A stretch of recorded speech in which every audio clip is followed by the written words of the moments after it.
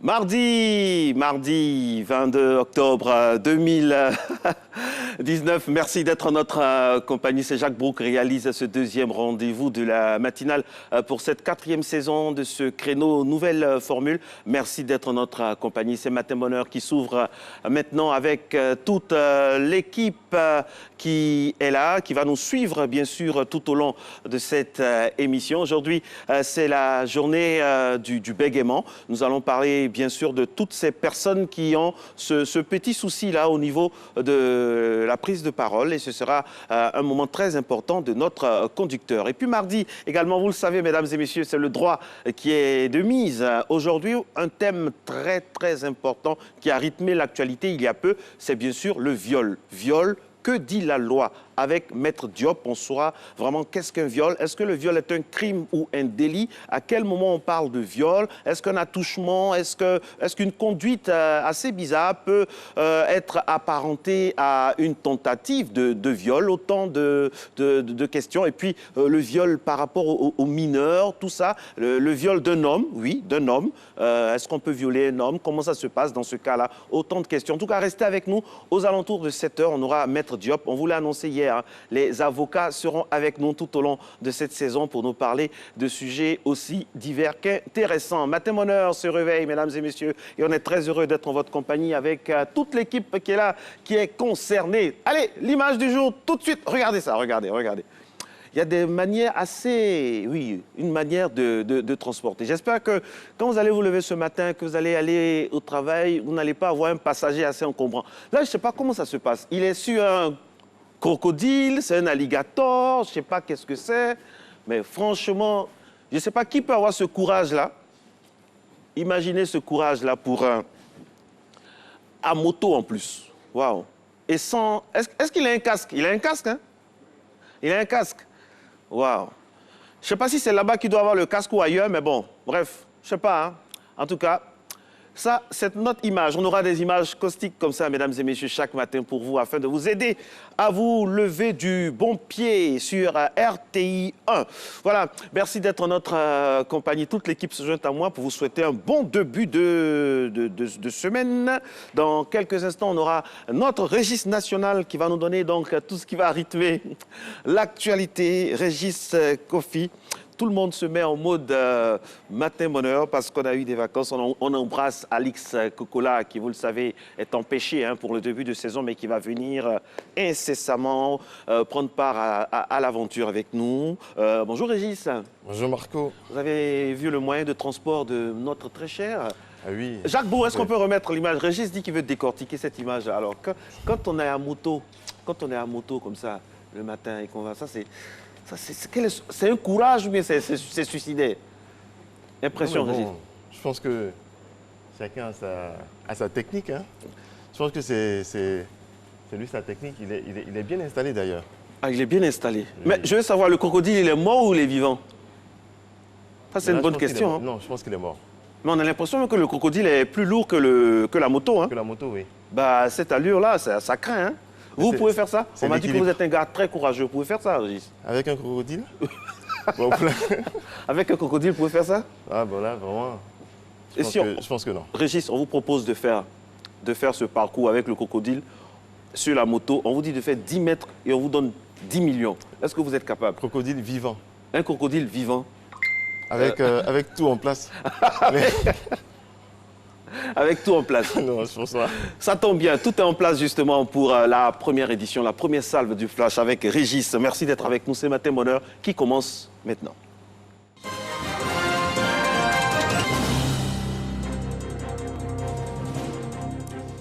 Madame, Monsieur, bonjour. Dans l'actualité de ce mardi, c'est aujourd'hui que le président de la République va assister à l'intronisation du nouvel empereur du Japon. Avant l'événement, Alassane Ouattara a eu des entretiens hier avec le Premier ministre japonais Shinzo Abe. Awa Touré. L'installation prochaine d'une usine d'assemblage de véhicules Toyota en Côte d'Ivoire, le nombre croissant d'entreprises japonaises exerçant sur le sol ivoirien, la question de paix et de sécurité dans le monde, autant de sujets évoqués par le président Alassane Ouattara et le Premier ministre japonais Shinzo Abe. L'entretien de ce lundi a notamment permis aux deux personnalités de passer en revue le renforcement de la coopération entre leurs deux pays. Renforcement matérialisé par de nombreux ouvrages financés par le Japon en Côte d'Ivoire, tel l'échangeur de l'amitié ivoiro-japonaise en cours de finition sur le boulevard Valéry Giscard d'Estaing à Makori, et la réhabilitation du bâtiment central du CHU de Cocody pour un coût total de 25,5 milliards de francs CFA. Le président de la République, Alassane Ouattara, a par la suite reçu une délégation de l'Association d'amitié parlementaire Japon-Union africaine, conduite par le député Ichiro Aisawa. On a abordé plusieurs sujets. Tout d'abord, la relation économique, le renforcement des échanges et des investissements, mais également la formation des ressources humaines via l'initiative d'ABE, mais également on a abordé le sujet de la paix et la sécurité dans la région. Mais également, on a souligné l'importance de la coopération dans le domaine de l'environnement, surtout le traitement de déchets. Tous ces entretiens se tiennent à la faveur de la cérémonie d'intronisation du prince héritier Naruhito en qualité de nouvel empereur du Japon. L'événement aura lieu ce mardi au Palais Royal de Tokyo.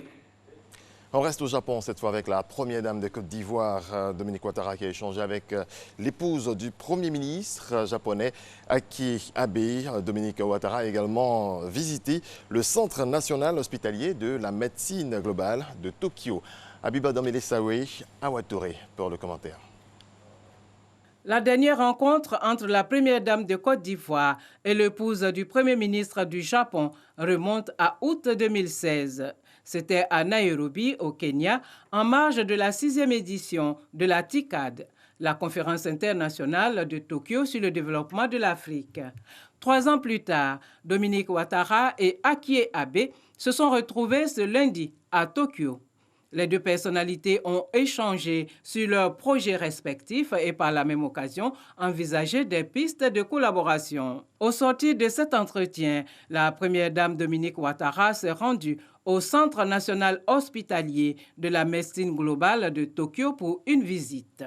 Dans cet édifice sanitaire fondé en 1868, la présidente de la fondation Children of Africa a notamment été attirée par le pôle mère-enfant. La qualité des prestations sanitaires de ce pôle correspond à la vocation de l'hôpital mère-enfant Dominique Ouattara de Benjerville.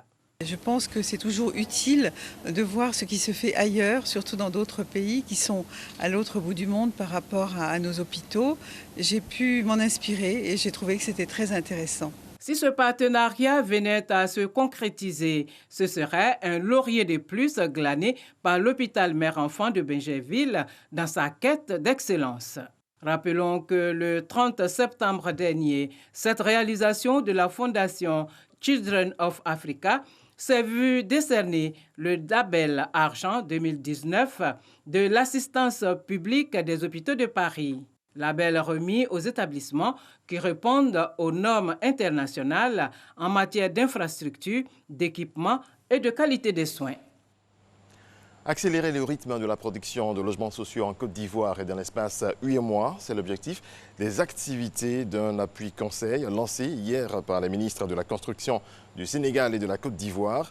Ce projet d'assistance technique d'un coût de 82 milliards de francs CFA est cofinancé par la commission de l'UEMOA et la Banque mondiale.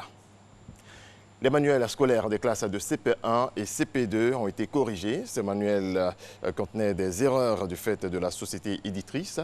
C'est le directeur de cabinet de la ministre de l'Éducation nationale qui a présenté ces livrets. On fait le point avec Astou Touré. C'est désormais chose faite. Les livrets d'activité des classes de CP1 et CP2, après correction et vérification, ont été réédités et remis officiellement à la tutelle. Nous devons saluer la maison d'édition qui a reconnu sa responsabilité. Aujourd'hui, c'est une façon de rétablir un peu la vérité, de corriger la situation. C'est un document d'accompagnement. Ce n'est pas un manuel. Ça ne fait pas partie non plus des éléments qui sont dans les kits que nous distribuons. C'est un élément qui est commercialisé C'est l'éditeur qui dépose donc dans les librairies et les parents vont acquérir ces ouvrages. Mais la responsabilité, du point de vue du contenu, nous endossons cela. C'est pour ça que nous nous sommes rapprochés de la maison d'édition. Ces spécimens qui, à leur tour, ont été remis aux différentes traînes du pays, sont destinés aux élèves issus de familles défavorisées. Le reste, il va s'agir de faire un travail entre la maison d'édition et les librairies pour enlever l'ancien stock, le remplacer par le nouveau, pour que tous ceux qui ont acheté puissent s'y rendre. Pour ne pas que ce soit une affaire où tous les parents vont remonter jusqu'au ministère pour venir réclamer le nouvel ouvrage. Pour éviter de tels désagréments à l'avenir, des mesures ont été prises. Et madame nous a dit de reprendre tous les documents qui existent et de faire leur audit. Donc à l'heure qu'il est depuis 3 semaines, si vous arrivez à la DPFC, toutes les coordinations nationales sont en train de reprendre les documents un à un. On a d'abord fait le préscolaire, on a fait le primaire, on est actuellement au secondaire pour revisiter tous les documents qui ont été agréés ou recommandés. Le ministère de l'Éducation nationale, de l'enseignement technique et de la formation professionnelle salue la célérité de la structure en charge des manuels. Il invite par ailleurs les parents d'élèves à se rendre dans les différents points de vente afin de s'approprier ces livrets d'accompagnement vus et corrigés. Voilà qui marque la fin de ce premier rendez-vous de l'actualité. On se retrouve à 6h30 pour le développement de l'information africaine.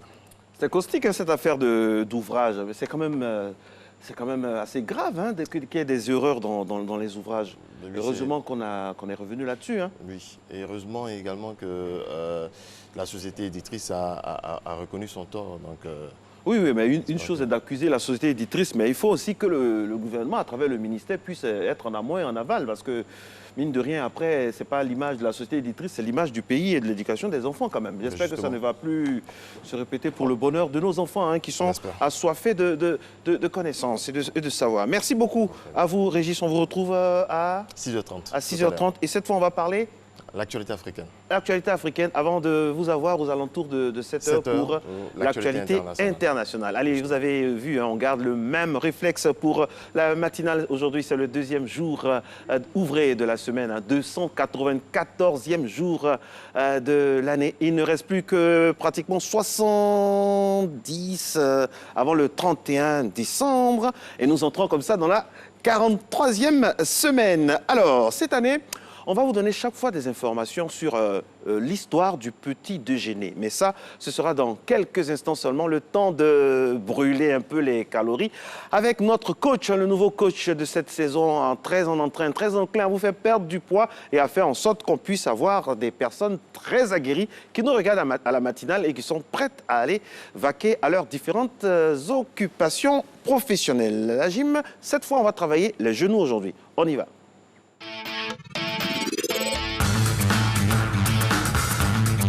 Coucou championne, coucou champion, nous revoilà ce matin pour une nouvelle séance de sport de qualité sur ton émission préférée Matin Bonheur. Place à l'échauffement, c'est parti. Positionne tes jambes, largeur des épaules, on va commencer à marcher. On y va. Marche normale, comme si tu étais en train d'aller à la boutique, au supermarché, prends ton temps. N'oublie pas, cet exercice-là peut se faire entre 1 et 2 minutes maximum.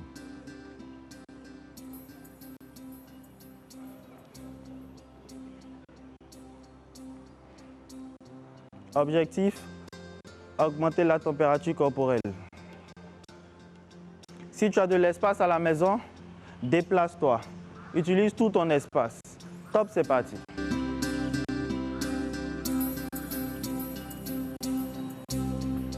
Cet exercice-là, je te le rappelle, ne doit pas dépasser 2 minutes. Bien, maintenant que la température a commencé à monter, on va augmenter la cadence. Marche rapide et on invite les bras. N'oublie pas la respiration. Inspiration lente, expiration lente. Cet exercice-là fait entre 3 et 5 minutes maximum. Objectif, permettre une bonne utilisation des articulations. Former le poing pendant une activité de course crée des pincements au cœur. Laisse ton cœur en paix, libère tes doigts. N'oublie pas les mains, balance bien les bras. Fais bouger tout ton corps.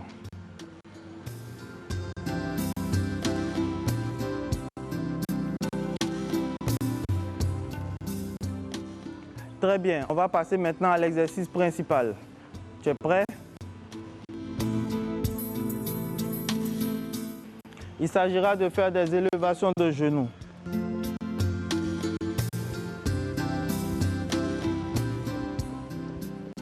Exercice très simple apparemment, mais très technique.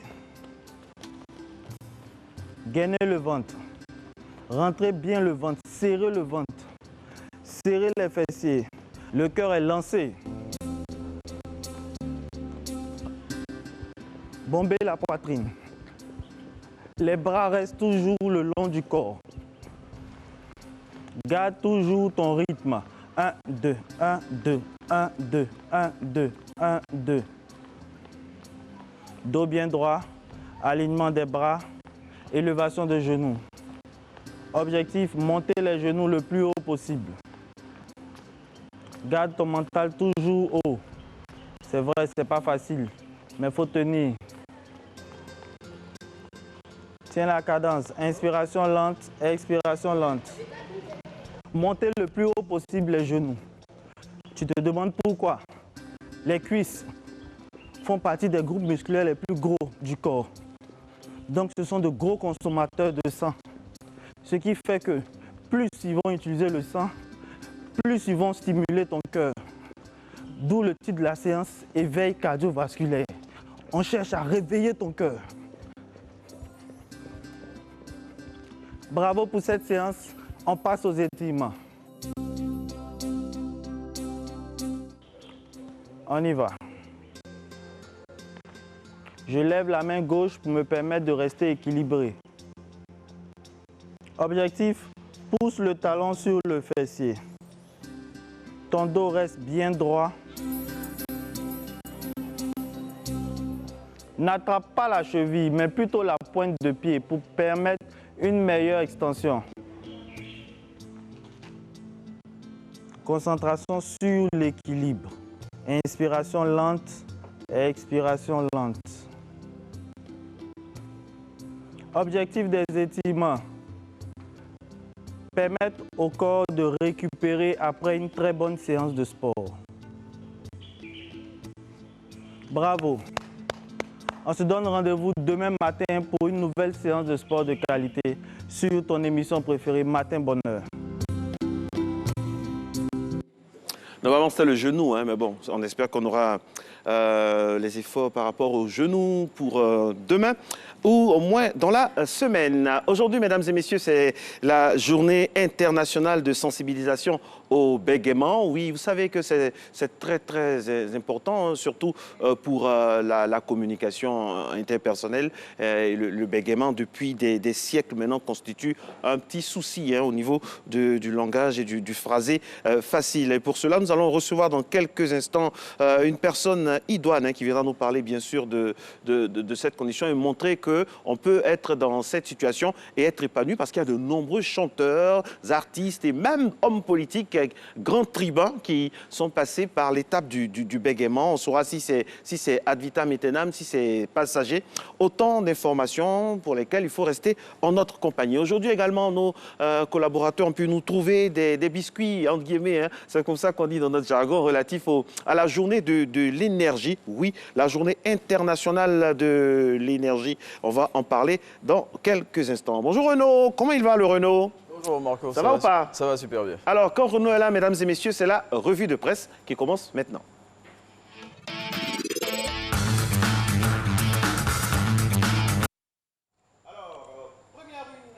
À laquelle on s'intéresse avec vous aujourd'hui, Renaud, c'est celle de Soir Info. En effet, Marco, la une de Soir Info qui est ainsi libellée. Après sa présumée arrestation manquée en Espagne, Soro prend d'importantes dispositions sécuritaires. Le quotidien nous apprend à titre d'exemple ce que fait désormais l'ex-président de l'Assemblée nationale avant de toucher à ses repas.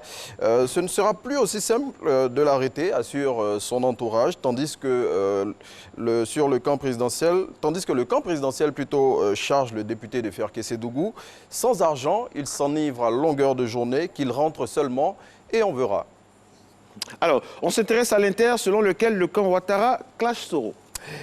Pour nous, il n'existe pas, il s'agite, clament les partisans du président de la République. Et en face, réponse cinglante d'un proche de Soro, ils ont un vieux logiciel.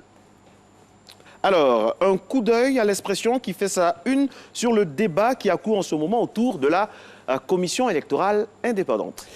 La vérité qu'on cache aux Ivoiriens, de Gueye à Ouattara, le long parcours de la commission électorale indépendante, c'est à lire dans l'expression de ce jour. On s'intéresse aux infos de nos régions, c'est bien sûr avec la ville de Dabou.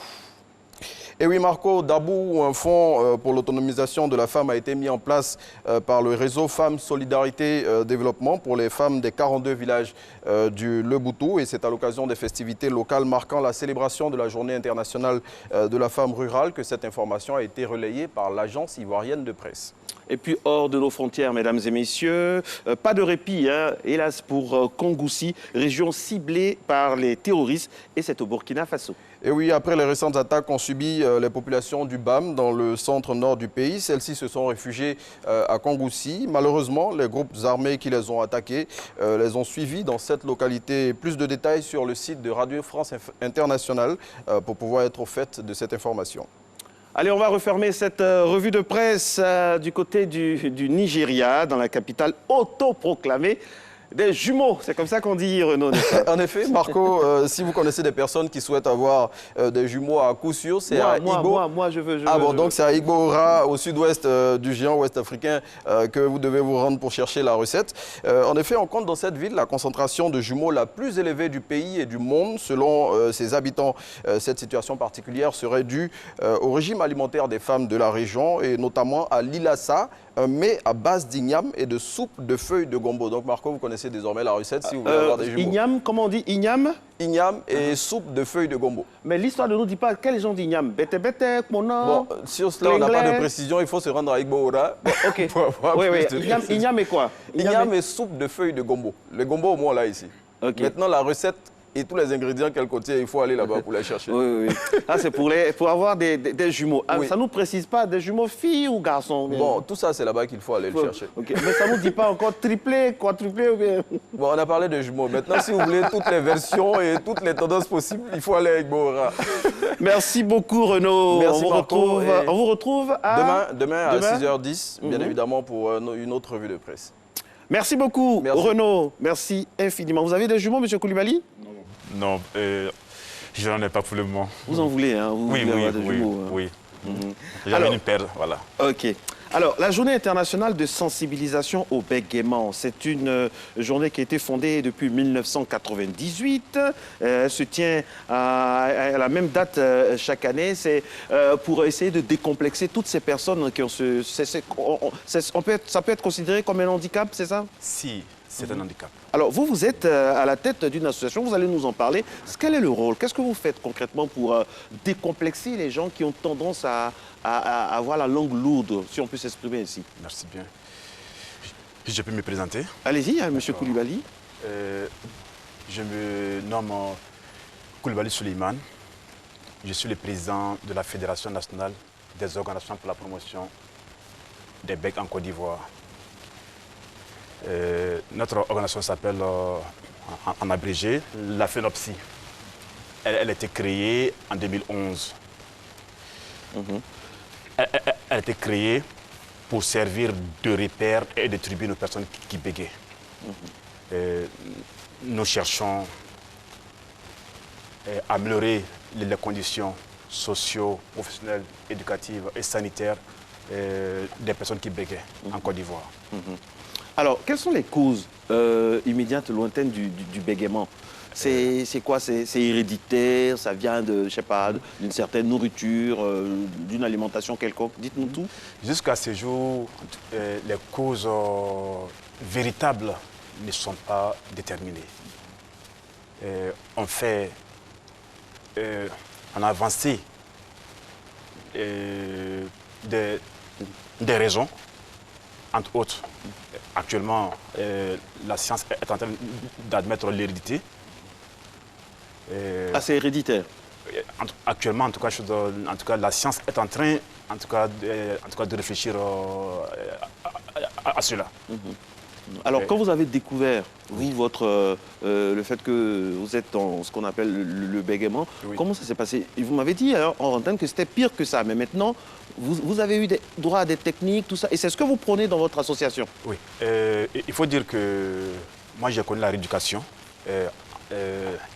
J'en ai fait un peu en Côte d'Ivoire en son temps, parce que il faut dire que l'éducation du bégaiement n'est pas encore d'actualité en Côte d'Ivoire. Vraiment, c'est maintenant que le privé est en train de prendre le problème à bras le corps. J'ai fait aussi de la Côte d'Ivoire. Mais c'est quand l'individu accepte son handicap. Il a une réflexion psychologique qui lui permet en tout cas de briser le regard de l'autre. Vraiment, c'est à partir de ces instants que le bégaiement commence à s'estomper. On dit que les personnes on dit qu'ils bégayent, c'est ça? Oui, bégayent ont tendance à être des personnes très très nerveuses. Il ne faut pas les chercher, c'est vrai? Bon, oui, non, parce que la personne qui bégaye a du mal à extérioriser un mot. L'autre qui est en face, en une seconde, a déjà déballé en tout cas assez de mots blessants. Bon, vraiment, l'individu vraiment qui peine à dire un mot vraiment imaginez sa tension. Le plus souvent, c'est accompagné même de coups. De coups. Alors, moi, je connais des artistes, même des hommes politiques qui ont travaillé leur bégaiement. Quand je vous dis, par exemple, qu'un des grands artistes ivoiriens qui chante très bien, qui est dans le reggae, qui s'appelle Kadjim, a tendance, mais il est magnifique. Il est animateur radio. C'est une belle revanche quoi, sur le bégaiement. Hein. C'est un exemple? Oui, c'est un exemple. Voilà. C'est ce que je viens de dire là. Quand on accepte son handicap, quand on arrive à minimiser le regard de l'autre, vraiment, à partir de ces instants, on peut faire beaucoup de choses. Bon, je vais vous taquiner un peu, hein, parce que vous savez, nous, à Matin Bonheur, c'est pas pour stigmatiser, mais c'est pour faire en sorte que vous puissiez être... Alors dites-moi, ne prenez pas ça mal, mais quand à l'école, il y a eu des railleries, quand vous avez commencé à draguer, ça peut être un handicap, mais je connais des gens aussi qui prennent ça, qui tournent ça en dérision, et ça les rend tellement charmants. C'est votre cas? Monsieur, il faut dire qu'en tout cas, il y a plusieurs types de bégaiements. OK. Il y a des bégaiements chroniques, il y a des bégaiements toniques. Bégaiement chronique? Il y a le bégaiement tonique. Le bégaiement tonique, oui. Clonique. Clonique. Oui. Et tonico-clonique. D'accord. En fait, le bégaiement tonique, par exemple, vraiment, c'est le bégaiement dans lequel l'individu, vraiment, pour exprimer le mot, il fait des... Allez-y. Il se débat avec les mots. Il fait les jeux de pieds, de mains. Vraiment, un tel individu, en tout cas, devant une femme, vraiment, c'est de la désolation. Et ensuite, on a le bégaiement on a le bégaiement clonique. Voilà, c'est ceux-là qui peuvent revenir en tout cas, sur le mot plusieurs fois. Voilà. Mais en tout cas le plus souvent, ils ne font pas de bégayage. Enfin, quand ils disent bégayage, il n'y a pas trop de fissures dedans. En tout cas, c'est seulement la répétition, en tout cas, des mots, en tout cas, de façon abusive. Et ensuite, pour terminer, il y a le bégaiement tonico-clonique. Tonico-clonique. Oui, donc on retrouve un peu les deux. Un peu les deux. Voilà. Donc, effectivement, il y a... En tout cas, il y a certaines personnes vraiment qui, comme vous l'avez dit, elles jouent avec leur handicap. Elles savent charmer avec ça. Vraiment, et des femmes même arrivent à dire que vraiment, quand ils parlent, ça me plaît. Voilà, donc, oui, tout est une question d'état d'esprit. C'est très important. Alors, M. Koulibaly, oui. Moi, je vais vous donner un exercice. Je sais que c'est le bégaiement, mais nous, on vous trouve charmant et on vous aime comme ça, comme vous êtes. Oui. Vous allez regarder la caméra numéro 3 et annoncer la météo et le journal. Mesdames et messieurs, vous montrez qu'on peut être dans le bégaiement et être vraiment relax et décomplexé. Voilà, monsieur, mon collègue du matin, mon très cher collègue, monsieur Koulibaly, qui va lancer maintenant. Qu'est-ce qu'on va voir? Regardez la caméra, allez-y. D'accord. Je vois pour l'heure un papillon sur une fleur. Voilà, ce qui signifie le beau temps, j'espère. Voilà, ce qui signifie le beau temps. Donc, cela peut nous amener à dire que nous sommes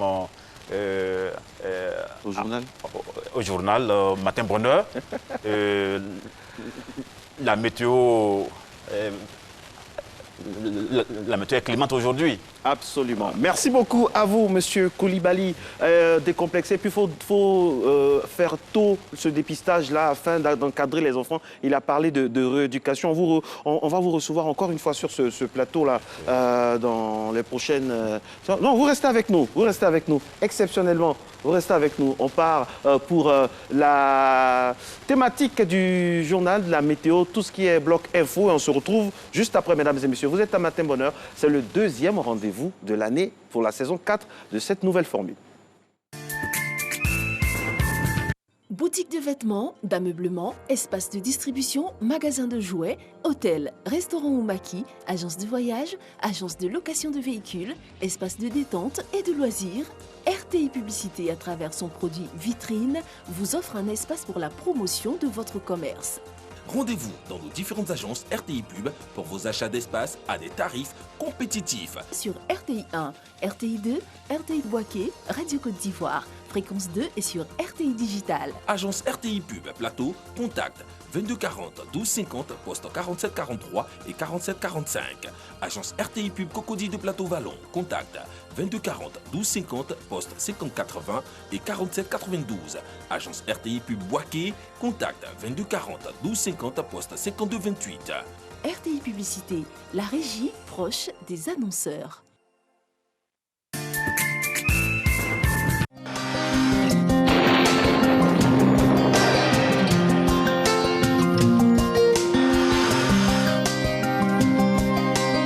MTN, everywhere you go. Mesdames et messieurs, bonjour. Pour ce matin, on aura quelques passages nuageux accompagnés localement de pluie dans le sud forestier avec des possibilités de débordement sur le littoral. La moitié ouest du pays sera aussi sous un ciel nuageux et faiblement pluvieux. Par la suite, le soleil s'affichera au milieu des éclaircies offertes par les nuages. Pour les températures de la matinée, on note 25 degrés pour la maximale à Abidjan ainsi qu'à Diaké, 23 à Bondoukou ainsi que dans la région du Béké, 24 à Daloa, Dimbokro et Gagnoa, 23 degrés à Korogo, Man, Odiéné et San Pedro, 24 degrés à Sassandra et Tabou et enfin 23 degrés à Yamoussoukro. Pour l'après-midi, le soleil s'affichera de mieux en mieux sur l'ensemble du pays. Ainsi, il fera relativement chaud et le mercure grimpera progressivement. Toutefois, des passages nuageux atténueront les effets du soleil et des bourgeonnements nuageux donneront quelques pluies en milieu ou en fin de période dans le sud forestier, dans l'ouest ainsi que dans le nord de la Côte d'Ivoire. L'est, par contre, sera affecté en début de nuit. On y va pour les températures de l'après-midi. On a 30 degrés à Abidjan ainsi qu'à Diaké, 32 degrés à Bondoukou, 30 degrés à Boaké, 32 degrés à Daloa, Dimbokro, Gagnoa et Korogo. La ville de Man affiche 30 degrés. On a 31 degrés à Odiéné, 30 à San Pedro, 29 degrés à Sassandra, 28 degrés la minimale à relever à Tabou, et enfin 30 degrés à Yamoussoukro. Merci pour votre aimable attention. Nous vous souhaitons de passer une excellente journée.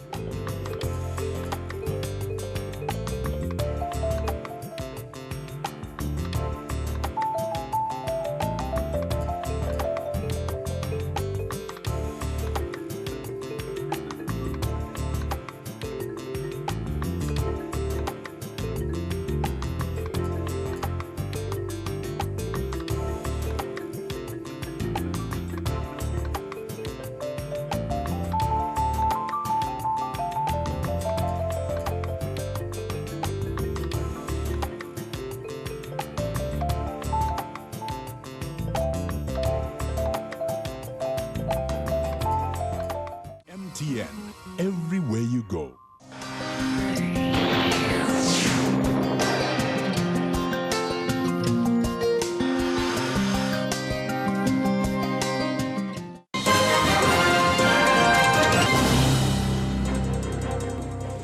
Bonjour à tous, retour de l'information sur le continent au Congo. Un accident de bus a fait plus d'une vingtaine de morts.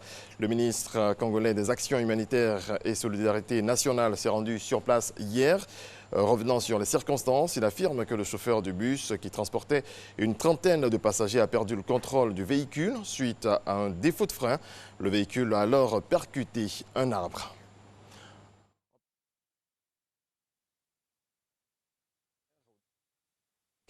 À Dakar, donc, un club de plongée a décidé d'y remédier en organisant des journées de nettoyage sous-marin. Regardez. La chasse au plastique est ouverte au large de Dakar. En ce dimanche de septembre, des plongeurs ont enfilé masques, palmes et bouteilles, non pas pour observer les poissons, mais pour débarrasser les fonds marins des déchets qui s'y entassent. C'est beaucoup pollué. Et malheureusement, je pense que les habitants, il y en a certains qui jettent leurs déchets directement dans l'eau. Et c'est triste. Avant d'épuiser leurs réserves d'oxygène, ces plongeurs n'ont qu'une heure pour remonter le plus de détritus possible. Et entre la capitale sénégalaise et la célèbre île de Gorée, ils trouvent de tout. Par contre, tu vois, les bouteilles d'eau peuvent rester très longtemps encore intactes. Elles sont juste confectionnées, mais le plastique reste longtemps. C'est pour ça qu'il faut des siècles pour les dissoudre, ceux-là. La pollution au plastique est un fléau au Sénégal. Le pays d'Afrique de l'Ouest déverse plus de 250 000 tonnes de déchets dans l'Atlantique chaque année. Alors les plongeurs de l'Océanium se sont mobilisés. Le plus vieux club de plongée de Dakar a lancé sa première collecte sous-marine il y a maintenant 2 ans. On s'est rendu compte que la mer est trop sale. Beaucoup de personnes croient que la mer est une poubelle, donc ils jettent de n'importe quoi. Donc c'est la raison pour laquelle on est là pour nettoyer, quoi. En 2015, le pays a voté une loi qui interdisait la vente de sacs plastiques, mais elle n'est pas encore appliquée. Et l'île de Gorée, très prisée des touristes, souffre particulièrement de cette pollution. Là, on est en période d'été, donc c'est beaucoup de canettes de bière, de bouteilles de plastique, de gobelets. Les gens qui vont à la plage vont boire, vont faire la fête. Et au final, généralement, vu s'ils n'ont pas de poubelle ou ceci ou cela, ça finit sur la plage. Avec la houle, ça finit dans la mer. Avec le fait que ça soit une baie, ça finit devant chez nous. Bilan de cette journée de nettoyage, des centaines de kilos de déchets remontés à la surface. De quoi rendre à ces adeptes des fonds marins le plaisir de plonger. Madagascar vit au rythme des coupures de courant. Selon la Banque mondiale, le pays se classe au 184e rang sur 190 en matière d'accès à l'électricité, avec ses installations électriques saturées et délabrées, mais aussi ses vols de courant fréquents. Madagascar est un pays où l'électricité est un luxe. Reportage.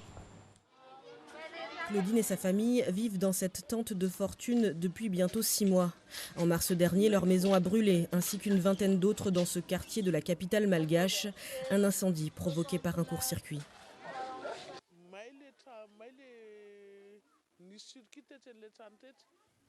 Le court-circuit a démarré sur cette maison là-bas. Comme cette maison est en bois sec, lorsque le poteau a pris feu, le fil électrique a propagé le feu vers notre maison, qui est aussi en bois. À Antananarive, 60% des incendies sont causés par des courts-circuits. Aujourd'hui, les techniciens de la Dzirama, la compagnie d'eau et d'électricité malgache, remplacent un poteau électrique. La majorité des installations électriques malgaches sont vieilles de 100 ans, un délabrement auquel s'ajoutent les branchements illicites. Les gens se branchent n'importe où ou sans autorisation et le transformateur ne supporte plus la surtension. Par exemple, une installation ne peut supporter que 3 ampères alors que ces gens font de la soudure, des brochings et utilisent d'autres appareils à haut voltage. Les câbles venant de leur maison peuvent chauffer et brûler. Depuis plusieurs années, la Dzirama est accusée de mauvaise gestion en vendant son électricité à perte. En effet, la compagnie nationale achète le kilowattheure à des fournisseurs privés 2 fois plus cher qu'elle ne le vend aux consommateurs. Résultat, une dette colossale de 300 millions d'euros et des coupures de courant fréquentes pour économiser de l'électricité. Lassé, ce vendeur d'appareils électroniques s'éclaire désormais grâce à des panneaux solaires.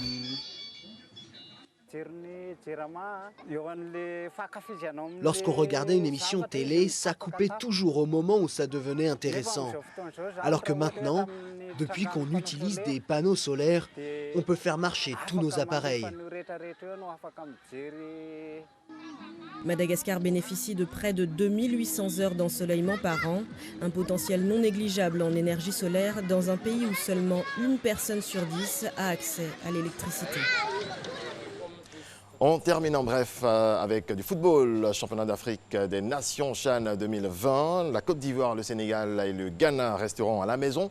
Les 3 pays ont été sortis dimanche par le Niger, le Burkina Faso et la Guinée dans les matchs retour du dernier tour des éliminatoires de la compétition. On se retrouve à 7 h pour le développement de l'actualité internationale. Pas aussi que Sadio Mané, on a peut-être oublié, mais Sadio Mané et Mohamed Salah sont nominés pour le Ballon d'Or. On espère que cette année, les gens vont reconnaître le talent des Africains. Parce que franchement, moi je pense qu'un homme comme Sadio Mané mérite amplement le Ballon d'Or. Ou bien même Mohamed Salah. Le fait, s'ils étaient brésiliens, ils auraient eu depuis des Ballons d'Or, mais malheureusement en 2019, être africain peut avoir des inconvénients quand on fait du sport de haut niveau. Parce que Sadio Mané a eu la Champions League, il est allé en finale de la Coupe d'Afrique avec son pays. Je ne sais pas pourquoi. Meilleur buteur également du meilleur championnat. Buteur du championnat. Je ne vois pas pourquoi il ne mériterait pas ce trophée. Mais bon, les incertitudes du football, vous en savez. Merci Régis. Vous avez pris votre petit déjeuner? Pas encore. Pas encore. L'année passée avec Alix, vous nous avez dit que vous êtes un amateur de croissants. Est-ce que vous savez l'histoire des petits déjeuners? Est-ce que vous savez? Non. Est-ce que vous connaissez l'histoire de petits déjeuners? Non, je ne sais pas. En tout cas, de façon globale, les petits avant, selon les infos de la rédaction de Matin Bonheur, que le premier repas de la journée est très très important. Mais est-ce que vous savez qu'avant on disait tout simplement déjeuner? Il n'y avait pas de petit ou de grand, c'était seulement le déjeuner. Et c'est à partir du 19e siècle qu'on a commencé à dire petit déjeuner. C'est le repas, on ne le dira jamais assez, le plus important de la journée, avec normalement les illustrations qui vont venir. Donc ça veut dire qu'à l'époque, c'était plus acté sur les enfants. Le petit déjeuner, c'était vraiment pour les enfants et les femmes. À la base. Donc voilà, petit déjeuner aujourd'hui. On a une image de petit déjeuner, un exemple de petit déjeuner qu'on en avait à l'époque. On va y aller sans jingle pour aujourd'hui. Voilà, ça c'était ça le petit déjeuner. Ça c'est pour, comme on dit chez nous, ça c'est pour eux là-bas. Mais chez nous, en Afrique, mesdames et messieurs, le petit déjeuner fait toujours partie de l'histoire. Parce que nos mamans, avant d'aller soutenir nos parents dans les champs, avait également la nourriture typique de nos contrées africaines. Et en Afrique aussi, on a nos petits déjeuners et c'est bien avant le 19e siècle, depuis très très longtemps. Merci, on aura chaque jour un petit déjeuner. Voilà, on a des croissants, le pain au chocolat, céréales, du beurre, tout ça. On a tout ça comme petit déjeuner et j'espère qu'on aura aussi des images de petits déjeuners made in Africa avec les galettes, tratra, le jaune. Voilà, tout ça, l'igname bouilli, banane bouillie, tout ça. Je vois des gens saliver ici. Voilà, merci beaucoup. Et puis pour rester dans le giron tout à l'heure de notre ami Monsieur Koulibaly qui nous a parlé donc du bégaiement, si vous avez des problèmes, et il y a beaucoup qui se manifestent déjà sur la toile, si vous avez des soucis par rapport au bégaiement, 08 43 99 47, 08 43 99 47. Là-bas, toutes les personnes de la FENOPSI, cette fédération-là qui s'occupe des personnes dans cet état-là, les gens vous donneront assez d'informations. Cette année, c'est la 22e édition et le thème, c'est « Se construire en parlant ». C'est ce thème-là. Merci d'être avec nous à Matin Bonheur. On a parlé donc de choses et d'autres depuis 5h55 maintenant avec la réalisation de Jacques Brou. Bonjour, monsieur Assi Mexan. Bonjour. Bonjour, monsieur. Vous êtes statisticien. Avec nous, nous allons parler de l'intelligence artificielle. C'est juste après ceci.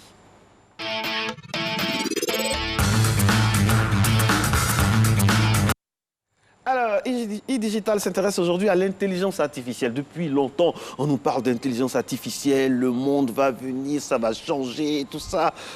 Dites-nous tout, monsieur Mexan, bonjour. Bonjour, monsieur. C'est quoi l'intelligence artificielle? L'intelligence artificielle, c'est cette technologie qui a pour but de permettre de créer des entités, des logiciels, des robots qui prennent des décisions qui sont cohérentes. Avec toutes les informations qu'elles ont, c'est prendre des décisions qui sont cohérentes. Des décisions qui sont cohérentes. Qui sont cohérentes. C'est-à-dire? C'est-à-dire... Quelle est la cohérence, hein? Quel est le niveau, le degré de cohérence de ces décisions-là? Le niveau de cohérence est défini par... C'est la meilleure décision qui soit en fonction des informations que j'ai à l'instant. Un exemple d'utilité de l'intelligence artificielle dans notre société de tous les jours? Oh, dans notre société de tous les jours, l'intelligence artificielle permet de diagnostiquer des maladies, permet de déterminer qui a accès au crédit, permet de programmer les horaires des bus. Tout le monde a un smartphone.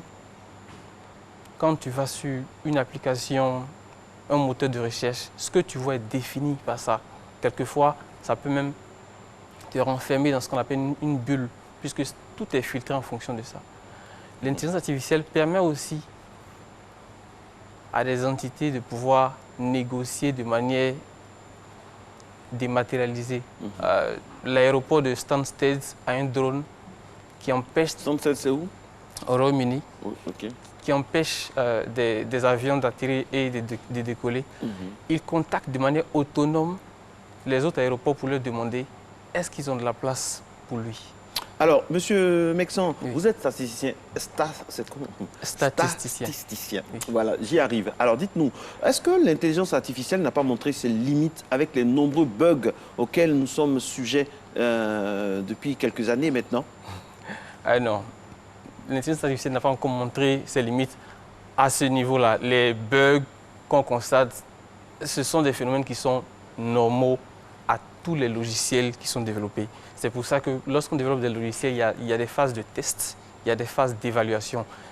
Quelle que soit la technicité d'une équipe, il y aura toujours des bugs. L'idée, c'est que ces bugs-là soient minimisés. Mais ça ne démontre pas la limite. Mais justement, c'est ça, c'est pas trop minimisé parce que c'est de plus en plus récurrent dans les banques, les bugs à l'aéroport, dans les banques, des bugs aussi dans les administrations. Est-ce qu'on ne peut pas humaniser un peu l'intelligence artificielle, si on peut s'exprimer ainsi? Je pense qu'actuellement, ce à quoi on assiste, c'est que maintenant tout le monde a recours à ces services, donc on peut se rendre compte des problèmes qui existent, mais ces problèmes existaient avant, ces problèmes ne sont pas plus accentués. Alors, on va revenir sur le smartphone, parce que c'est un condensé, un concentré aujourd'hui, au quotidien de ce qu'on a. C'est l'exemple le plus achevé de ce côté quotidien là, de l'intelligence artificielle. Si on veut prendre ça du point de vue philosophique, est-ce que ça fait avancer la société? Si ça fait avancer la société techniquement, est-ce que ça ne la fait pas reculer au niveau de l'éthique? C'est un débat. Oui, c'est un débat qu'on aura l'occasion de développer un peu plus tard, j'espère, dans nos prochaines éditions. Pour revenir à la question, le téléphone et d'autres gadgets qui existent sont là pour augmenter l'intelligence. C'est pour cette raison qu'il est important pour les usagers de comprendre comment ces technologies fonctionnent pour mieux les utiliser.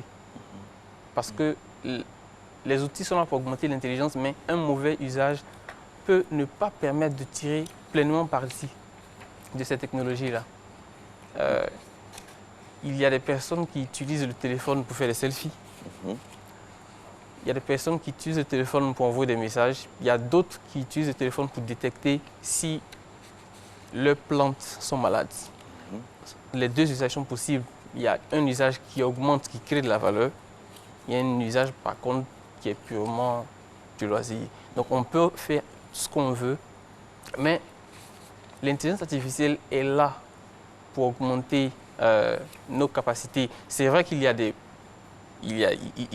questions qui sont brûlantes, l'éthique, le fait de collecter des données sur des personnes sans leur consentement. On a vu le récent cas de Google qui est parti collecter de manière non consensuelle les informations des sans-abri parce qu'ils étaient noirs, pour avoir plus d'informations sur leur visage. Mais ce sont des éléments qui sont nouveaux. Comme toute science qui est en train de se mettre en place, on a toujours un début où des choses se font et après on met ensemble un cadre qui va canaliser, qui va guider les pratiques. Est-ce que nos pays africains sont intelligence artificielle compatibles, si on veut parler comme ça? Oui, bien sûr. Et je pense qu'il y a beaucoup de potentiel. C'est l'un des dangers auxquels on fait face chez nous, c'est qu'on n'a pas l'impression que les États anticipent. Par contre, il y a des applications qui peuvent permettre à des secteurs de se développer pleinement. La sécurité, la mobilité, l'agriculture, l'éducation. Il est important à tous ces États, à nos États, de prendre leurs responsabilités, de définir des stratégies nationales pour intégrer ces technologies-là. En tout cas, c'est très important. Et déjà, dans les écoles, il y a le bon côté des choses. Dans les écoles, on appréhende aussi, on apprend aux gens, aux uns aux autres, à déjà vivre dans une société qui sera très intelligence, entre guillemets, intelligence artificielle. Hein, parce que nous sommes en 2019, aujourd'hui, on voit un peu le niveau. On imagine dans 30, 50 ans, nos enfants, nos petits-enfants seront dans un monde vraiment... Ce sera un autre level, comme on dit, M. Assi. Oui. Comment vous entrevoyez ça? Comment vous voyez l'avenir de l'intelligence artificielle? Je vois une intelligence artificielle actuellement qui évolue, qui va continuer d'évoluer. Davantage de personnes en auront la connaissance, pourront interagir, pourront mieux capitaliser sur les avancées de cette technologie-là. Chez nous, la formation va permettre à beaucoup de personnes de pouvoir interagir avec ces outils. Ce que ça va permettre de faire, c'est qu'on va apprendre à mieux vivre avec ces personnes. Est-ce que l'intelligence artificielle ne nous rend pas paresseux? Parce qu'il y a des choses qu'on peut faire encore pour travailler nos neurones, nos méninges, tout ça. Mais je suis avec mon enfant en train de faire un exercice de mathématiques. Et en cachette, moi, j'ai mon téléphone, mon smartphone, et j'ai déjà les résultats. C'est-à-dire, bref, pour parler comme un philosophe, l'intelligence artificielle fait que l'homme ne sait plus souffrir. Non. Parce que ici, il y a la technologie qui est là, le téléphone ou bien Internet. Et il y a le comportement, la tricherie existait mais bien avant ça. Donc c'est un fait comportemental, ce n'est pas un fait technologique en soi. Oui, mais la tendance, le fait d'avoir à portée de main un circuit facile peut augmenter la tricherie, même si elle existait avant, ça peut l'augmenter. Oui, ça peut l'augmenter, mais actuellement, les meilleurs outils qui sont conçus évidemment par des professionnels de l'éducation, et les modèles existent, montrent que ça a tendance à augmenter la capacité des élèves à réussir aux examens. On en a l'exemple le plus probant en Chine, où l'éducation avec l'intelligence artificielle connaît un boom et les résultats sont vraiment satisfaisants. Alors, si on veut faire le point de notre pays aujourd'hui, en Côte d'Ivoire, quels sont les symboles parlants de l'intelligence artificielle dans notre pays? Les symboles de l'intelligence artificielle au quotidien, dans nos villes, tout ça, comment ça se décline? Au quotidien, je vais prendre... Les feux? Non, les feux qu'on a ne sont pas des feux adaptatifs. On n'est pas encore arrivé à ce niveau-là. Donc, ce sont des feux qui sont fixes. Fixes, d'accord. Voilà. Dans d'autres pays, tu peux voir des feux qui changent en fonction de la présence de véhicules. Mais ici, les entreprises qui ont adopté l'intelligence artificielle très tôt sont les télécoms, les banques. Je vais prendre un crédit à la banque. On détermine ce qu'on appelle un score qui me détermine mon aptitude à rembourser ce prêt-là. On fait une simulation. Oui, et on voit est-ce que je peux rembourser ce prêt. En télécom, on décide de positionner une agence. On va se regarder comment les personnes se déplacent et décider de l'endroit idéal. En banque comme en télécom, je veux un usager a déjà 2 profils ou 2 produits. Quel est le produit le plus probable qu'il peut utiliser en plus pour lui envoyer une campagne supplémentaire? C'est comme aussi pour les élections dans nos pays développés où on a l'élection le matin et à 19h, on a les résultats, c'est des projections. Est-ce que là aussi l'intelligence artificielle n'intervient pas? Pour les élections, ça... Vous êtes statisticien, donc vous en savez quelque chose. Pour les élections, comme ce sont des résultats, c'est vraiment un dépouillement. Oui, mais il y a des projections qu'on fait. Oui, pour les sondages, oui. Pour les sondages, l'intelligence artificielle, le sondage, c'est un sous-domaine de l'intelligence artificielle. Comment définir les différentes zones, comment faire les estimations, oui. Par contre, pour le dépouillement, ça, c'est vraiment compter ce qui est là. Mais pour le sondage, oui, ça intervient beaucoup, puisqu'après, il faut tenir compte des différentes zones et faire des projections, voir comment ça dépend d'autres facteurs. Oui, ça intervient beaucoup. Monsieur Assi, je ne peux pas vous recevoir sans vous parler un peu de ce côté pervers de l'intelligence artificielle, où de plus en plus maintenant, on a l'impression des fois qu'on est espionné. On est espionné. Il y a eu le débat, il y a eu beaucoup de choses. Il y a eu Wikileaks, vous avez certainement entendu parler. On a l'impression qu'on est sous surveillance. Est-ce que là, je reviens là-dessus toujours, sur le côté éthique. Est-ce que l'intelligence artificielle ne nous déshumanise pas? Non. On a le pouvoir de faire de l'intelligence artificielle ce qu'on veut. Parce que... Est-ce que ce pouvoir-là ne peut pas se retourner contre nous? Non, je pense qu'on est vraiment loin de tous les scénarios de science-fiction. C'est sûr? Oui, vraiment loin. Les meilleurs programmes n'arrivent même pas à se comporter comme un enfant de 2-3 ans. C'est pas possible. On voit actuellement le robot qui essaie d'imiter l'homme. Il y a le robot qui a battu Kasparov à l'échec, au jeu d'échecs. Oui, ça... Ah, ça, c'était pas l'intelligence d'un enfant de 2 ans, c'était plus que ça. C'est une intelligence qui est sur un domaine spécifique. Actuellement, l'intelligence artificielle peine sur ce qu'on appelle le bon sens, sur le raisonnement, sur des éléments qui sont faciles pour nous. L'intelligence artificielle a besoin de milliers, de millions d'informations pour pouvoir apprendre quelque chose de nouveau. Un enfant avec 2-3 observations, il peut généraliser. C'est là que l'intelligence artificielle peine. Et on a besoin de créer plusieurs programmes pour différents usages, ce qui est quasiment un peu compliqué. L'idée, c'est de trouver un algorithme unique qui peut permettre de faire tout, mais on est très loin de ça. Donc, on a la possibilité de faire ce qu'on veut de l'intelligence artificielle, puisque c'est nous qui programmons dans la machine. Donc, on a notre destin en main.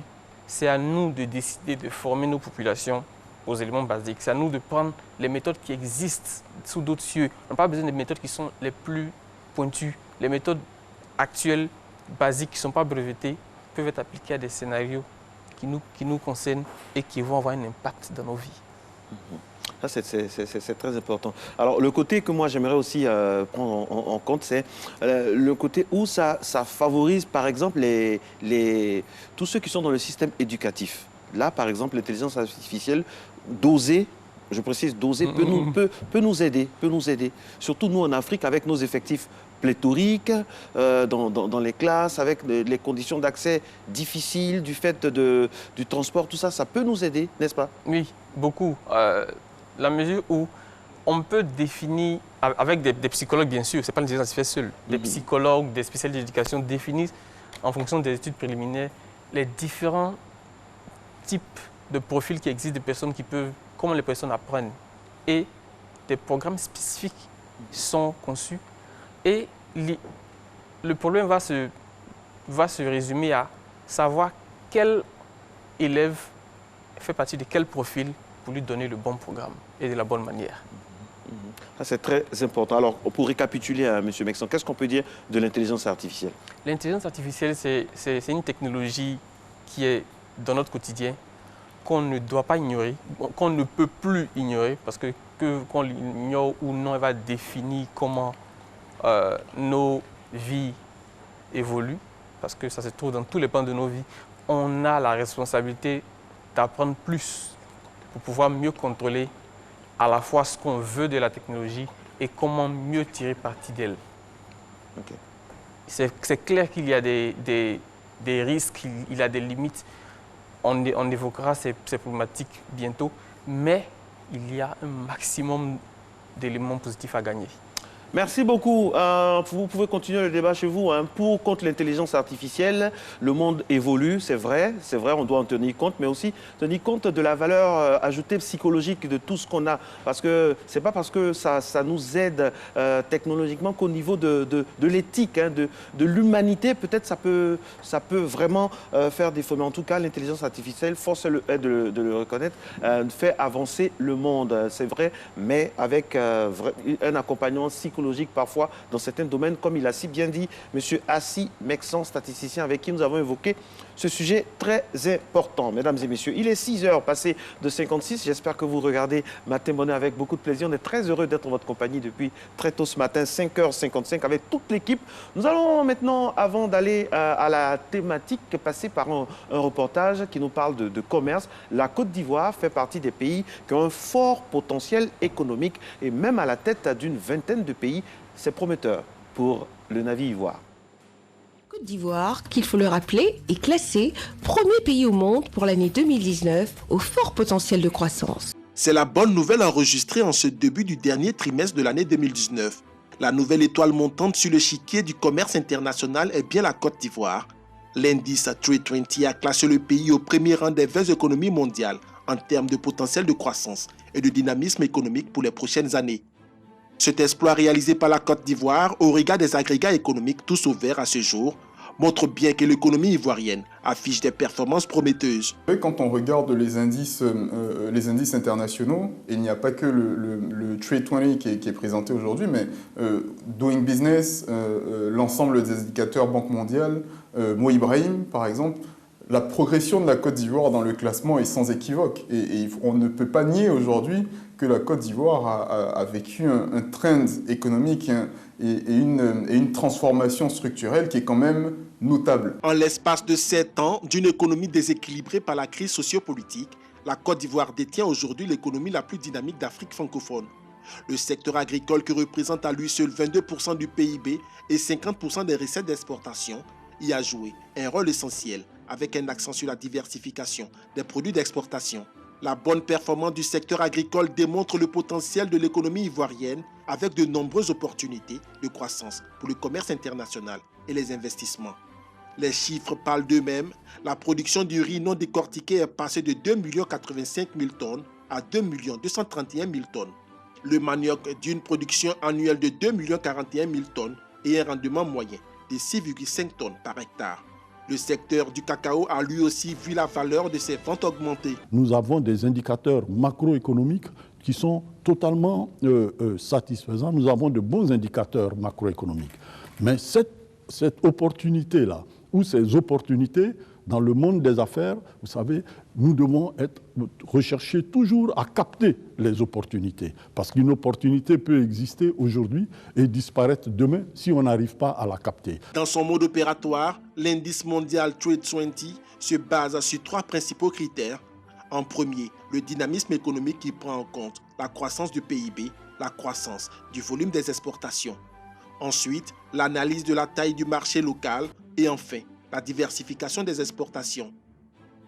Mais attention, pour maintenir toutes ces performances économiques mondialement reconnues, la Côte d'Ivoire se doit de garder stable son cadre macroéconomique, mais surtout l'environnement sociopolitique. Ce qu'on est en train de bâtir aujourd'hui reste quand même fragile si on ne fait pas attention à certaines choses. Si on ne fait pas attention à l'aspect politique, si on ne fait pas attention à l'aspect gouvernance, aux habitudes business, c'est quelque chose qui peut s'effondrer tout de suite. Pour moi, il y a encore beaucoup de boulot, de sorte à pérenniser en tout cas tout ce qui est les tendances qu'on a connues aujourd'hui depuis certaines années. L'indice Trade 20 du groupe britannique Standard Chartered Bank s'intéresse à l'évolution de 66 marchés à travers le monde depuis les 10 dernières années.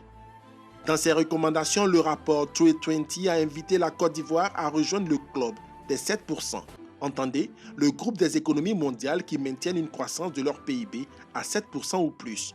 Une invite importante, d'autant plus que l'entrée en vigueur en 2020 de l'accord de zone de libre-échange pourrait davantage booster les performances commerciales de la Côte d'Ivoire.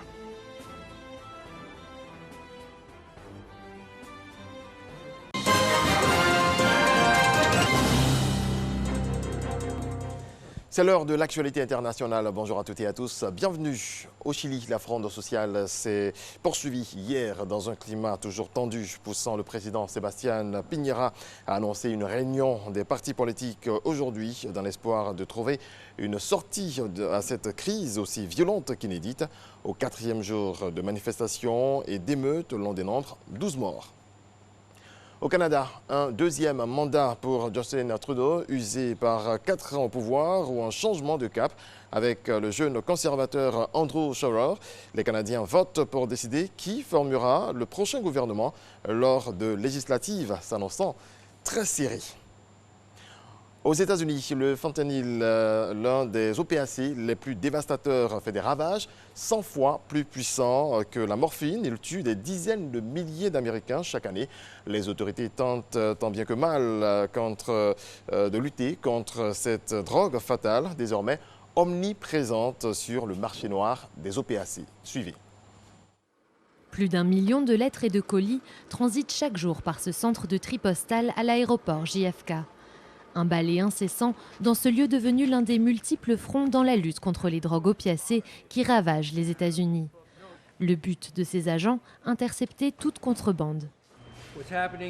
Ici, les officiers regardent les images des colis qui passent au rayon X et décident si oui ou non il faudra les ouvrir pour les inspecter manuellement.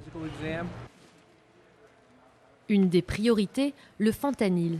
50 fois plus puissant que l'héroïne, cet opiacé de synthèse entraîne des dizaines de milliers d'overdoses mortelles aux États-Unis chaque année. Son commerce est en plein boom sur le dark web et il arrive pur ou mélangé à des pilules comme celle-ci.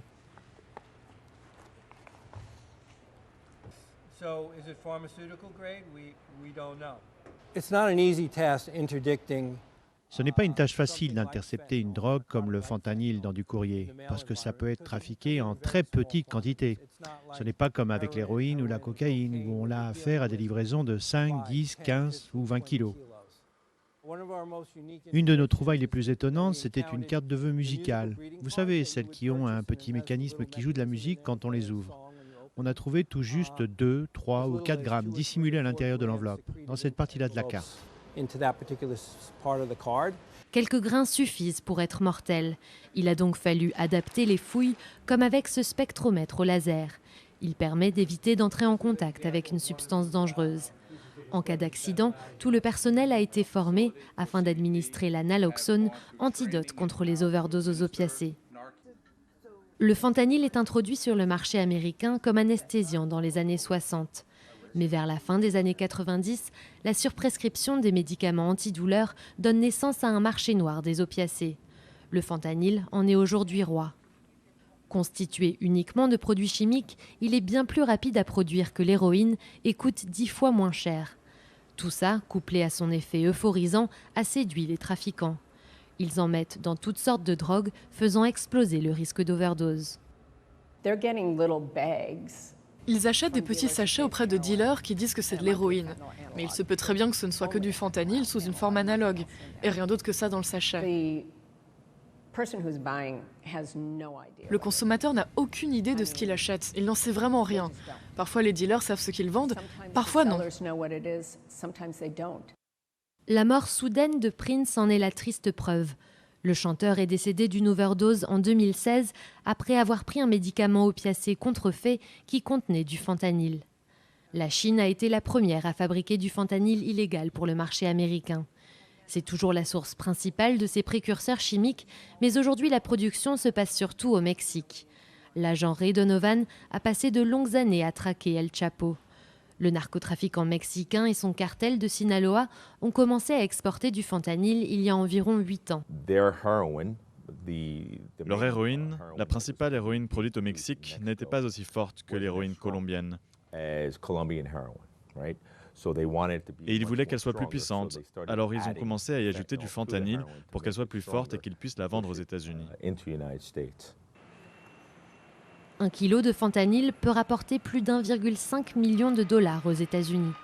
Selon les autorités, la drogue entre sur le territoire américain par les postes frontières, déjà coupés et prêts à être vendus. Si vous êtes un trafiquant de drogue et que vous avez 100 kilos d'héroïne ou de fentanyl, vous allez envoyer plusieurs voitures par la frontière. Vous allez étaler le risque, en sachant bien que si une des voitures se fait arrêter, vous en avez plein d'autres qui ont des chances de passer. L'année dernière, près de 1000 kilos de fentanyl et dérivés ont été saisis. Mais ça ne suffit pas pour mettre fin au trafic. Pour Bridget Brennan, l'espoir est ailleurs, avec la baisse du nombre de prescriptions de médicaments opiacés. Traditionnellement, on a surtout vu les gens commencer leur addiction aux opiacés à travers les pilules. Alors si on peut fermer cette porte, j'espère que moins de personnes deviendront dépendantes et que moins de personnes seront à la recherche d'héroïne et de fentanyl.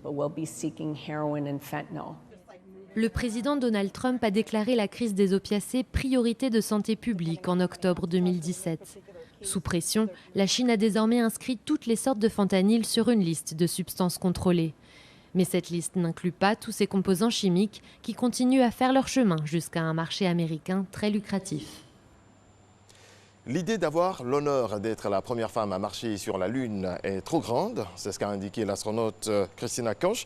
3 jours après avoir accompli la première sortie dans l'espace 100% féminine, la NASA veut renvoyer des humains sur la Lune en 2024 et les femmes de la Station spatiale internationale veulent être au premier rang.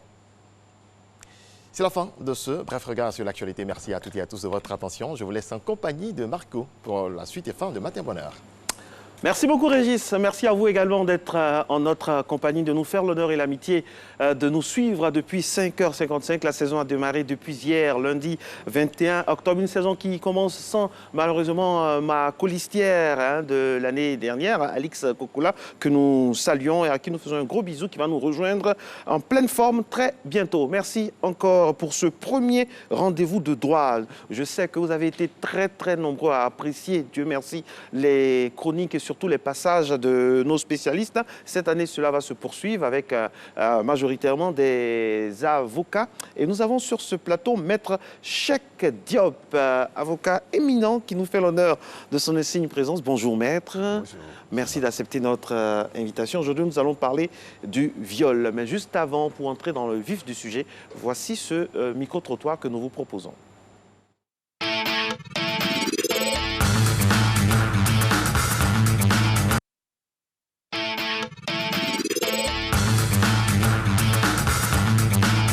Qu'est-ce qu'on doit faire à un violet? Quand on attrape un violet, on le frappe. On ne le met pas en prison, on le frappe. Frapper même là même. Quand on finit de le frapper, lui-même, puis on le viole par son là même, on ne le laisse pas. On le frappe. Je suis quand même là. Ce qu'on doit le faire là. On le fait et puis on va maintenant l'enfermer pour l'éternité. Il ne va plus sortir jusqu'à la mort. Non, ce n'est pas normal qu'on tue la personne. Il faut qu'on condamne la personne pour que la personne voit les réalités de la vie. Parce que autant en prison, il peut voir certaines choses qui vont le conseiller d'arrêter de faire ça. Il ne faut pas qu'ils vont tuer la personne. Il faut qu'on lui montre que ce qu'il a fait n'est pas bon. Si quelqu'un est fond de toi, que toi tu ne veux pas, la personne te poursuit. Tu ne veux pas. Si tu t'en le rends visite, là, la personne peut abuser de toi. C'est une viol aussi. Non, on l'enferme, je crois que c'est mieux. On le condamne à la mort. Là, il se retrouve là-bas. Ce qu'il va faire, c'est Dieu. Ça, entre lui et puis Dieu, quoi.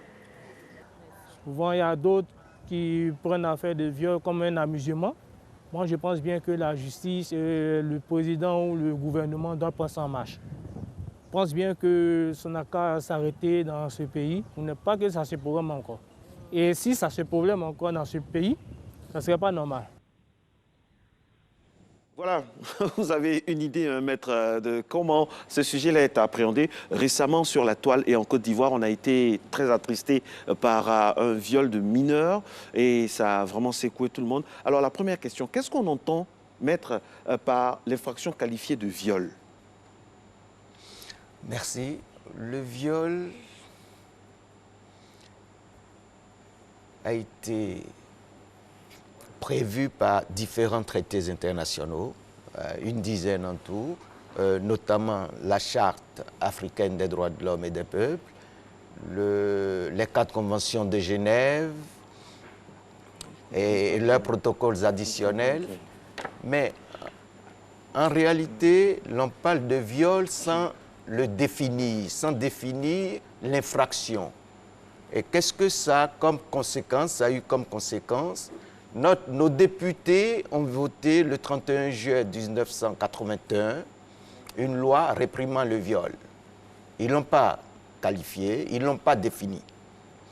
Donc, il revenait aux juridictions de dire ce que c'est que le viol ou non. Dans la mesure où qualifier un crime, le viol d'un crime, cela suppose alors la compétence de la cour d'assises, qui est lourde à mettre en place. Nous savons que la cour d'assises se tient par session. Donc, les juridictions ont eu tendance à correctionnaliser le viol. Ce ne serait plus un crime, ce serait un délit. Le délit est condamné, la sanction c'est 2 à 5 ans. Nos députés, en 2019, exactement le 26 juin 2019, ont défini et ont proprement défini, et même de façon extensible, le viol. Désormais, nous savons que le viol, c'est tout fait de pénétration, que ce soit vaginal, buccal ou anal. D'accord. Alors dites-nous, quels sont les éléments déterminants de fraction de viol? Vous avez le fait de pénétration, dont nous venons de parler. Vous avez le mobile, la pulsion sexuelle. Donc, le mobile doit être un mobile sexuel sur une personne non consentante. Si une personne non consentante, en dehors du mineur de 15 ans, qu'elle soit consentante ou pas, il y a viol. Alors, maître, moi, j'aimerais revenir sur un thème très important. Surtout dans nos pays en voie de développement, et ça commence à arriver en Côte d'Ivoire. À quel moment, concrètement, on parle de viol? Parce que chaque fois, il y a attouchement, on parle d'attouchement, on parle il m'a violenté, violé. On se perd un peu dans... Dites-nous, concrètement, à quel moment on peut considérer qu'il y a eu viol? Si je vous ai forcé pour vous embrasser, est-ce un viol? Est-ce que si je me force à vous attraper la main, vous attraper par la taille de force pour qu'on puisse marcher, c'est un viol? Le viol n'est pas forcément sexuel, si je vous comprends. Il faut un fait de pénétration. Ah. En fait, le débat avait lieu avant la loi du 26 juin 2019. 2019, oui. Voilà. Désormais, il n'y a plus à interpréter. Il faut un fait de pénétration sur une personne non consentante. D'accord. Là, c'est clair maintenant. Avant la loi de 2019, on pouvait parler d'infraction en cas de viol. Est-ce qu'on pouvait parler d'infraction en cas de viol avant la loi de 2019? Avant la loi de 2019, justement, l'on ne sait pas exactement ce que c'était. C'était dans le flou. Voilà, c'était dans le flou. Alors, quelles sont les sanctions prévues par la loi contre l'auteur du viol? Il y a des degrés de sanctions. Vous avez... Donc, il y a des degrés de viol? Absolument. Il y a des degrés de viol. Vous avez la sanction ordinaire qui est de 5 à 20 ans de prison ferme. Mais lorsque le viol est commis par un ascendant, mais c'est la prison à perpétuité, à vie. Lorsque le viol est commis par une personne qui détient de l'autorité, qui abuse de cette autorité, qui abuse du pouvoir que ses fonctions lui confèrent, il est évident que ce n'est pas le même genre de viol. Alors, on me fait dire, mesdames et messieurs, que nous avons une une exclusivité, un témoignage d'une personne qui a été dans ce cas qu'on va écouter maintenant. Bon, il y a une sœur qui était allée chauffer avec ses camarades. Et puis, on ne sait pas ce qui s'est passé. Matin, elle se voit toute nulle. Et elle a commencé à demander à ceux qui sont autour d'elle.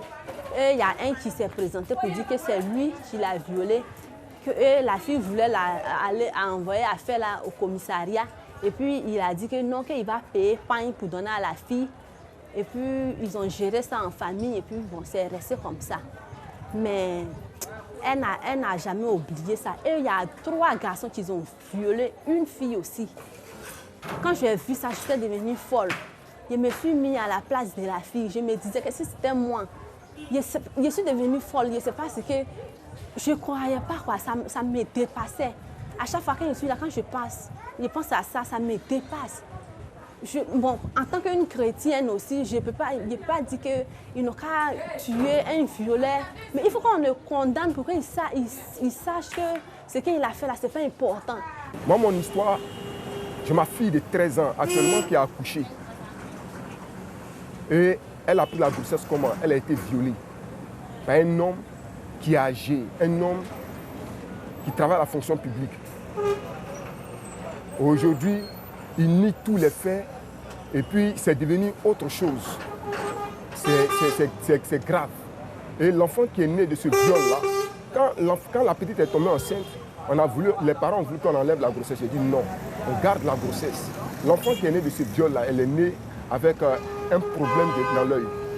On a fait la première opération et la deuxième opération, on nous a donné encore un rendez-vous le 31 octobre. Voilà le problème. Si quelqu'un tue, on le condamne, on peut donner 20 ans de prison. Ça peut être le même cas que le violeur. Quand quelqu'un tue, quand on commet un crime, on peut condamner les violeurs, les braqueurs, les assassins, 20 ans, 25 ans, ou bien, comment dirais-je, prison à vie. Ça doit être le même cas que les violeurs. Parce que si nous, on n'arrive pas à respecter notre mère, qui va le faire? Ce sont des femmes, peu importe leur âge, c'est des femmes qu'on doit respecter. Voilà comment est-ce que je vois. Les violeurs, ce n'est pas des personnes qu'il faut favoriser, qu'il faut caresser. Il faut les punir sévèrement, au même titre que les assassins. Alors là, on a deux témoignages assez poignants. Maître, il y a déjà le silence dans le viol. La dame à l'entame a dit que vraiment elle avait peur d'avouer. Et lors de virées comme ça, il y a beaucoup de viols qui n'ont pas été déclarés, entre guillemets. Et aussi la punition. On trouve que la punition infligée aux violeurs n'est pas conséquente à l'acte posé, surtout dans nos pays ici. Vous partagez cet avis-là? Dans le passé, oui. Mais comme je vous l'ai dit, depuis le 26 juin 2019, les choses se sont nettement améliorées, les choses ont changé. Et nous ne pouvons qu'inciter ces personnes à porter plainte, à déposer une plainte et aussi solliciter des dénonciations. Parce que ces personnes victimes de viol, très souvent sont sous le choc. Et leurs parents le savent, il revient à leurs parents, il revient aux entourages de dénoncer à la justice ces faits. Mais il y a le silence coupable de la famille. Il y a une dame qui nous a envoyé une lettre poignante avec la rédactrice en chef hier, qui est à Bouna, et qui a eu un souci là-bas et qui a été pratiquement pointée, montrée du doigt parce qu'elle a dénoncé, alors que ça se faisait dans sa famille. Là, quand c'est comme ça, quand vous dénoncez... vous qui avez été victime, vous devenez vraiment la coupable, on vous montre du doigt et vous connaissez nos sociétés africaines. Par rapport à ça, qu'est-ce que vous pouvez dire, Maître? La société évolue et nous avons confiance, nous voyons le cheminement, la société évolue. Ce que vous dites, c'est tout à fait exact. Mais les gens osent aujourd'hui franchir le pas en dénonçant et en acceptant les conséquences. Alors, une bonne partie du viol se fait dans les foyers. Contrairement à ce qu'on pense, le viol conjugal, est-ce que le viol conjugal est réprimé au regard de la loi pénale ivoirienne? Oui. Il y a viol entre monsieur et madame. C'est difficile. Vous voyez déjà dans le studio, il y a des... voilà. À quel moment l'Ivoirien lambda, bien l'homme lambda, quel que soit le pays, a du mal à imaginer qu'il peut avoir un viol conjugal. Le mot conjugal, déjà, peut être antinomique au viol. Et pourtant, il y a viol dans le couple. De monsieur ou de madame. Alors, dans le cas de monsieur, comment ça se passe? Après, on va venir dans le cas de madame qui viole. Maître, dans le cas de monsieur, comment ça peut être qualifié? La dame ne veut pas, madame ne veut pas. Mais en réalité, parce qu'il y a mariage, il y a une présomption de consentement. Absolument. Parce que l'article 403 nous donne la définition en parlant d'absence de consentement, sauf s'il s'agit d'une personne mineure de moins de 15 ans. À cause, alors, du fait du mariage, l'on estime que le consentement est présumé. Mais lorsque le couple, ou du moins la femme, peut démontrer son absence de consentement, il y a viol. Ouais, la femme n'est pas sa chose, comme l'homme n'est pas sa chose. Le consentement est essentiel. Moi, j'aime les choses pratiques. Monsieur et madame, désolé pour les personnes qui sont en bas âge, vraiment, monsieur et madame passent une soirée. Madame, au début, refuse, peut-être prétextant une fatigue. Monsieur insiste. Il insiste. Et en insistant, peut-être, voilà, quand c'est comme ça, est-ce que ça ne fait pas partie? Comment on peut qualifier ça? Est-ce que ça, on peut dire que c'est un viol? Ou bien madame a été contrainte, je ne sais pas. Comment on qualifie ça? Enfin, il y a des difficultés de preuve, certes, dans cette infraction. Vous reconnaissez ça? Ah oui, comme dans toute infraction, d'ailleurs, il y a des difficultés de preuve, de justification. Mais le problème, c'est quoi? Le problème, c'est que lorsque la femme arrive à démontrer, pas des blessures, par exemple, pas des tortures, enfin, son absence de consentement, il y a viol.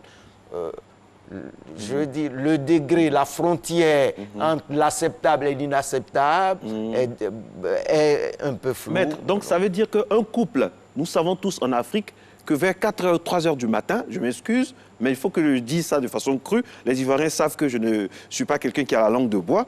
Vous dormez à 4h du matin, madame met son pied sur le vôtre, elle vous fait ce qu'on appelle communément des appels de phare, elle veut venir sur vous, je sais pas. Est-ce que ça, on peut considérer comme une tentative de viol? Parce que si on écoute ce que vous dites, ça peut être apparenté à une tentative si monsieur aussi ne veut pas, par exemple. Ah non, vous avez trouvé le thème juste, des appels de phare. Des appels de phare, c'est tout simplement de la drague, c'est tout simplement du charme. Oui. Non, mais il revient à l'autre d'émettre son consentement en éclairant à son tour. Ah bon? Éclairant comment? Quel genre d'éclairage? C'est vous qui avez parlé d'appel de phare. Oui. Non, maître, on se rit parce que c'est important. On parle de plus en plus du viol de l'homme, mais les hommes aussi sont violés. À 4h du matin, madame veut quelque chose, elle vous griffe les pieds, après elle est sur vous. Quand c'est comme ça, est-ce que l'homme aussi peut porter plainte? Ah oui, l'homme peut porter plainte, mais pas pour des griffes, des griffes amoureuses. À quel moment on parle de viol? Quittons le cadre conjugal. À quel moment on dit qu'un homme a été violé? Un homme. Selon la loi de 2019, à quel moment dit-on qu'un homme a été violé? Parce que ça existe des hommes violés. Et Dieu seul sait qu'ils sont nombreux. Lorsqu'ils n'émettent pas de consentement, nous pouvons considérer qu'ils ont été violés. Pour la femme, il faut avoir des preuves de violence et de pénétration, soit buccale, anale, vaginale. Mais pour l'homme, comment on fait? Mais il faut avoir des preuves. Enfin, quelles sont les preuves d'un homme qui a été violé? Bon, je ne sais pas, un homme qui a été violé, quelle preuve il peut apporter? Qui n'était pas consentant, mais tout comment? simplement. Sur lui, il aura quelle trace? Parce que bon... Ah, d'accord. Il pourrait avoir, par exemple, des coups et blessures, ça arrive. Ça arrive, nous avons déjà des cas de coups et blessures. C'est vrai que c'est plus compliqué que chez la femme, mais l'on conseille aux personnes victimes de viol de ne pas se laver, de ne pas changer leurs vêtements, de ne pas... Si l'homme démontre qu'il a éjaculé malgré lui, ça pourrait être un début de commencement. Maître Salah, vraiment, comment définir, comment arriver à prouver, là on est dans les experts maintenant, comment arriver à prouver que l'homme comme ce que vous avez dit là, a éjaculé malgré lui? Vous n'avez pas de langue de bois, donc nous pouvons dire les choses par leur nom. Comment l'homme va prouver qu'il a éjaculé malgré lui? Ça arrive. Quand on sait que très tôt le matin, les hommes sont un peu en forme, bon, je ne sais pas, comment ça se passe? Comment on prouve ça? Nous pouvons être en forme sans forcément désirer celle qui est à côté. D'accord. D'accord. Et c'est vrai qu'un attouchement peut nous mettre un peu plus en forme. Mais nous pouvons quand même dire non, nous ne voulons pas. D'accord. D'accord. Et ce que la loi tend à dire, c'est que l'un respecte l'autre. C'est une question de dignité. Dignité, vous avez dit le mot. Autant nous sommes bien sûr contre le viol, mais autant de plus en plus il y a des affirmations, des accusations gratuites, surtout en Europe, de petits attouchements. Parfois, c'est consentant, le rapport est consentant et après ça se transforme en viol. Ça, c'est compliqué aussi, maître. Oui. Ce qui pose beaucoup de difficultés en Europe, c'est le harcèlement, qui est extrêmement difficile, qui a un comportement différent en fonction du milieu, de la sociologie, mais pas le viol proprement dit. Alors, donc, quand on est violé, il faut porter plainte. La loi de 2019, mesdames et messieurs, est plus corsée, contrairement à l'ancienne loi. Et donc, pour les hommes aussi, vraiment, beaucoup de courage. Pour les hommes violés aussi, il faut porter plainte aussi, mais avec des preuves et il faut pouvoir les trouver. Merci, maître. Avec vous, nous parlions donc du viol. Le mardi prochain, nous viendrons sur un autre sujet très, très, très intéressant, très important également. Merci d'être resté en notre compagnie. C'est Matin Bonheur, le lieu où l'on s'informe tous les matins, très tôt. Allez, on vous souhaite une très très bonne journée. Tout de suite, Thierry Angeval, le sémillant Thierry Angeval sera avec vous pour vous donner un peu tout ce qui va rythmer l'actualité socio-culturelle de notre pays. Merci d'être sur RTI1. On se retrouve demain, toujours avec le même plaisir.